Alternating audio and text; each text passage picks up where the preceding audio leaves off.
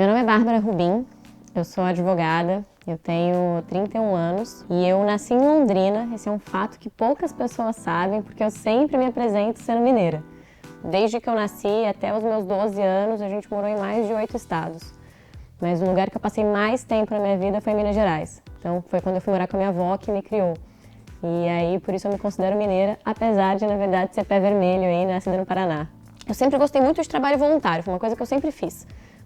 E aí, quando eu estava mais ou menos com uns 15 anos, eu encontrei um pessoal do Greenpeace na rua e falei com eles, poxa, eu quero ser voluntária, como é que eu faço? E aí, com mais ou menos uns 15, 16 anos, eu virei voluntária do grupo deles. E acho que isso é super importante do porquê que hoje eu estou em São Paulo, né? Então, tive essa trajetória de voluntariado com o Greenpeace e no meio tempo eu fiz a faculdade de Direito. E antes de me formar, eu tive a oportunidade de embarcar num navio deles. E aí eu fiquei um tempo embarcada, e embarcada no navio eu tive muita conexão com a área de energia. Na época era mais uma questão voltada a como é que o desenvolvimento da energia do setor elétrico brasileiro afetava as populações indígenas na Amazônia. Então tive a oportunidade de visitar várias tribos, isso foi uma coisa que se conectou muito, assim, foi muito importante para mim. E aí assim que eu me formei, eu fui convidada para trabalhar no escritório deles em São Paulo. E eu entrei falando assim, gente, eu tô vindo, mas eu quero trabalhar com renováveis. Tipo, eu quero trabalhar discutindo matriz energética brasileira, porque isso para mim é o que faz sentido, né? Discutir se as pessoas têm acesso à energia, como é que é essa energia que elas têm acesso, elas podem pagar, elas não podem pagar, como é que isso está impactando o desenvolvimento aqui do nosso país de maneira geral. E não só, né, eu apertar aqui o interruptor e ter energia na minha casa. Então eu consegui acompanhar toda a vinda, né, assim, da resolução que criou o setor de geração distribuída, que hoje é o maior responsável pelo crescimento da energia solar no Brasil. Uma das coisas que eu fazia era interagir muito com o poder público para exigir mais políticas públicas e melhores políticas públicas para o desenvolvimento de renováveis. E isso começou a me dar muita visibilidade perante o setor. Então, eu acompanhei, por exemplo, a associação, a formação da Absolar, e aí cada vez mais me apaixonando. Eu acho que o setor elétrico é um bichinho que depois que te pica, nunca mais para de coçar.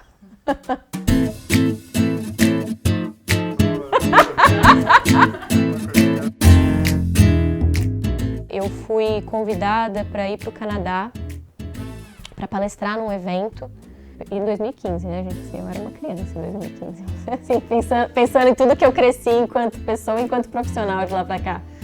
E lá eu fui eleita uma das 5 jovens mais proeminentes do mundo para renováveis, para o desenvolvimento de renováveis.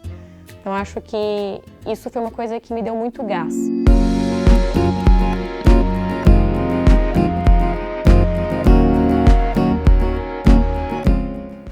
Então, acho que foi um momento importante para minha família também ver que eu estava num caminho, o caminho que eu tinha escolhido, ele fazia sentido para mim, né?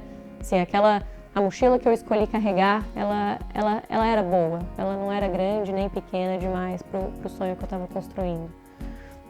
Então, acho que esse prêmio foi importante, até porque eu tive nesse momento uma conexão muito grande também com meu irmão, que eu acabei perdendo 5 meses depois da premiação.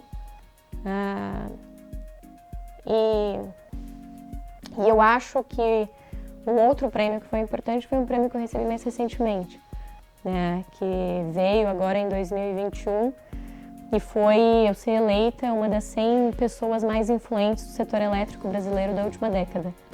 Eu acho que as pessoas me veem como alguém que elas podem olhar e ter como uma referência e ter como, de alguma forma, um exemplo.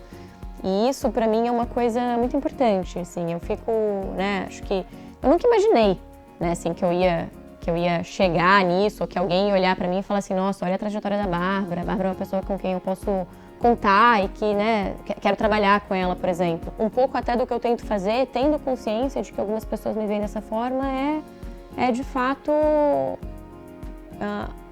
ter sempre um posicionamento muito transparente e tentar passar mensagens que eu acho que podem ajudar as pessoas, Acho que tem muita gente já para atrapalhar, então acho que a gente tem que tentar passar mensagens que ajudam e, enfim, sempre tentando fazer o meu melhor também, que é o máximo que eu posso garantir para qualquer um.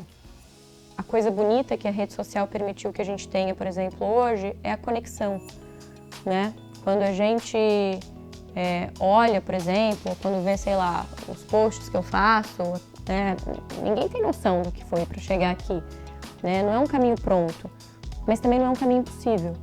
Eu acho que se eu pudesse resumir o que o setor representa para mim em uma palavra, seria revolução. Eu acho que a mensagem que eu deixaria é essa: o setor, a nossa sociedade precisa cada vez mais de pessoas que levantem e façam. E acho que todo mundo que está no setor de energia, de alguma forma, está nesse setor porque acredita em deixar um legado positivo. E acho que todos esses esforços são muito nobres. Não tem como a gente colocar a escala para o valor do esforço da pessoa, mas eu acho que é muito importante que a gente não desista no caminho, né? Com certeza.